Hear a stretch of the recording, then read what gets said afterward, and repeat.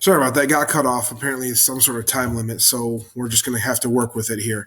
But this battle caught everyone off guard. All right, the the Northern troops were there to fight along with the Confederate troops, but no one really knew what to expect. They thought it was going to be something that was a little bit more civilized and a little bit more low key, I guess, or not as deadly as what it turned out being.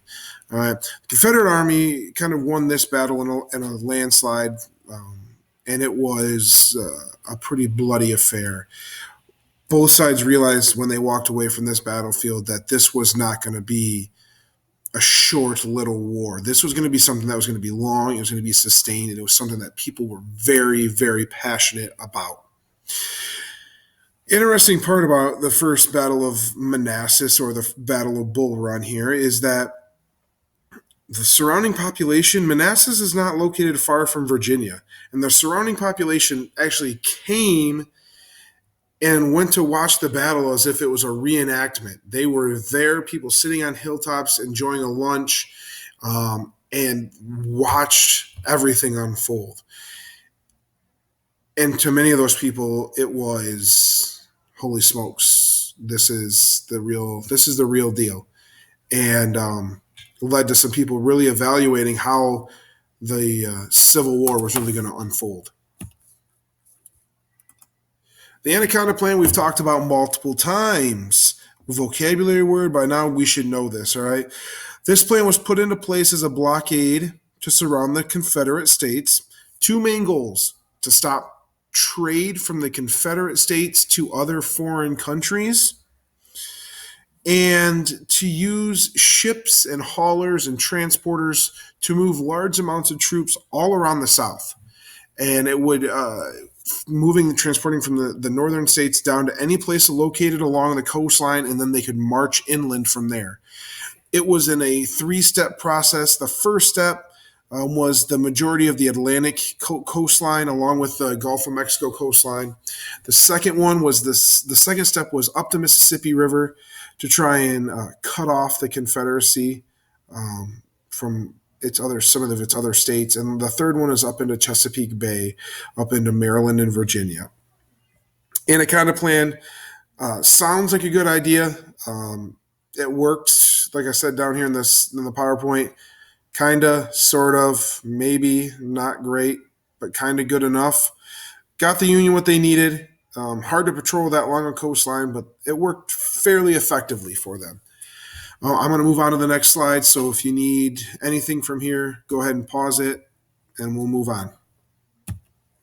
The siege at Vicksburg. This was, Vicksburg is in Mississippi. No, not the one by Kalamazoo in Michigan here, but it was in Mississippi. And the Union troops were led by General Ulysses S. Grant, and they were trying to take control of the Mississippi River so that they could send Union ships up and down at will, trading and continuing on with business from the north. All right. And so General Grant took his group of soldiers and they went and surrounded Vicksburg. Actually, it was a fairly easy way to surround them. Mississippi River's on the western border. On the northern and southern border was a very thick swampland, and on the eastern border, that's where Grant and his troops stationed. All right, this city was the last of the Confederates' major strongholds along the Mississippi River. We won that in the north, the Union. Then they were going to have control of the Mississippi River, and so Grant had to attack uphill to get to Vicksburg, so giving the Confederates quite a bit of advantage. And he failed. Many of his men were injured or killed, and they were not able to take the city. So instead of giving up or continuing to attack, Grant said, hey, we're just going to dig in and we'll wait them out. And that's what they did. They dug trenches and did not allow anything or anyone to come and go from the city of Vicksburg, Mississippi, starting in May of 1863. By July 4th, the Confederates gave up. They surrendered. By that point, their food was gone.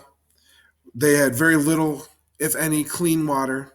People were dying of starvation. Disease was rampant. There were people resorting to eating the leather from their shoes. They were that hungry. And so the Confederate general finally said, "We can't win this. We're done." All right. And you got to remember, it wasn't just the Confederate soldiers that suffered here. Vicksburg, Mississippi is a fairly decent sized town at this point, and the civilians trapped inside the community, they were having probably the roughest go out of all of it. They were starving to death regularly. Their crops stolen by the Confederate troops, and because they needed the quote unquote energy to fight the Union Yankees, and so these people were dying of starvation as much more rapid pace, and just simply spreading disease amongst each other quite rapidly as well. Gettysburg. Map, lower right hand corner, I want to address that first. Gettysburg, if you look, is in eastern central Pennsylvania, near the border of Maryland. And this was the farthest north that General Lee or any really Confederate armies or generals had gotten. All right. And this took place in the summer of July of 63, July 1st through the 3rd. And Lee and the Confederate armies were trying to continue their march forward. They were essentially trying to split the Union in two, get farther north, and really start to scare the people of the North and the Union about what was going on. Because at this point, most of the war had been fought in the South. And so by bringing the war to the North, they were hoping that they would intimidate some folks and get them to call on ending the war and letting, which the South was winning at that time, and having the Union say, all right, Confederacy, we're going to let you do your thing. But that was not to be the case. The Union Army kind of rallied up and got their armies into place and hunkered down, and ended up, after 3 long, hot, brutal, deadly, bloody days, defeating the Confederacy. This is the farthest north they'd ever gotten, and it was the farthest they were ever going to get. They never threatened the North again at this point. They were looking to get into Philadelphia, New York City, places like that where people would it would cause a panic. All right. Gettysburg and the siege at Vicksburg, those were the turning points. Up until then, the Union was clearly losing. They were not being efficient, and they were not winning the battles that they needed to sustain what was going on. They won 2 major battles. One, along the Mississippi with the siege of Vicksburg.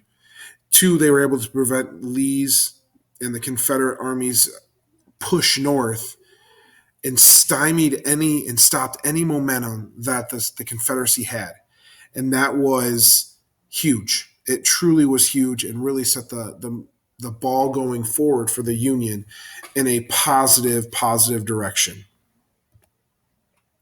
The Emancipation Proclamation, executive order issued by Lincoln, January 1st, 1863 is when it went into effect. Did it actually free the slaves? We've talked about this in class. No, it didn't. It took some time. It took the Union Army to expand down and to move down into slave territory in the Confederacy, and then they would have to personally free the slaves. It wasn't just a signature on a piece of paper. It took time. All right. The Confederates viewed it as, hey, this is the reason why right here that we're rebelling. This is the federal government overstretching their rights and making laws that impact us at a state level that should be left for us. All right. Slaves behind Union lines were freed.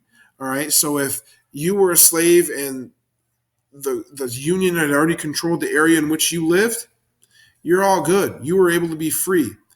But it also took slaves farther in the deep South, having to wait for that Union Army to get to them. And unfortunately, in some places, they never got to them, and they had to wait till the end of the war to actually be set free. But the Emancipation Proclamation, the big thing is, did it free the slaves? Some, yes, but not all of them, and definitely not immediately. All right, I'm going to pause, or I'm going to continue on. If you need to pause to go to the next slide, or before I go to the next slide, why don't you do that?